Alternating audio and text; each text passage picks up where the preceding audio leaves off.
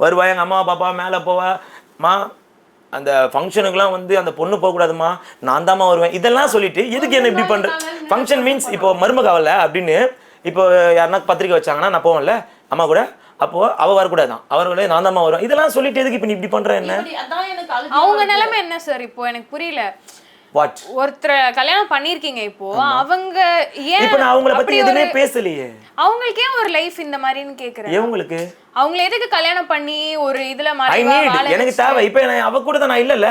இவங்க பேசுறது பேசுவாங்க அது அவங்க பேசுறாங்க பட் எனக்கு வேணான்னு தானே ஃபுல்லாக வெளியே வந்தேன் நான் என்ன டபுள் கேம் விளையாடுறதுக்காக வந்தேன் ஸோ அவங்க என்ன இவ்வளோ பண்ணிட்ட பிறகும் நான் அவங்ககிட்ட வாழ்ந்தேன் எனக்கு தான் அசிங்கம் அது பட் ஒரே ஒரு ரீசன் திருப்பியும் சொல்கிறேன் பசங்களை விட்டு எங்கேயும் போக மாட்டேன் இதுதான் என்னோட ரூல்ஸ்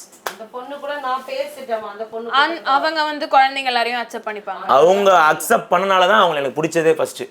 கூப்பிட்டு வந்துட்டு பார்த்தல இப்போ இதை கூட பார்த்தனா எப்படி எது ஏன்னு கேட்பாங்க அதனால அந்த அவங்க சாப்டர் நம்ம விட்டுருவோம் இப்போ வந்து அவங்க சொல்லியிருந்தாங்க இன்டர்வியூல பையன் வந்து அவங்க அண்ணன் குழந்தைங்களை பார்த்துட்டு அவங்க அப்பா கூட இருக்கிறதெல்லாம் பார்த்துட்டு ஃபீல் பண்றான் அப்படின்ற மாதிரி ஓகே அப்பாவா அந்த இடத்துல நீங்க மிஸ் ஆயிட்டீங்க அப்படின்னு சொல்லிட்டு உங்களுக்கு தோணவே ஸோ நான் கூட சொல்லலாம்ல அண்ணன் பையன் ஏன்னா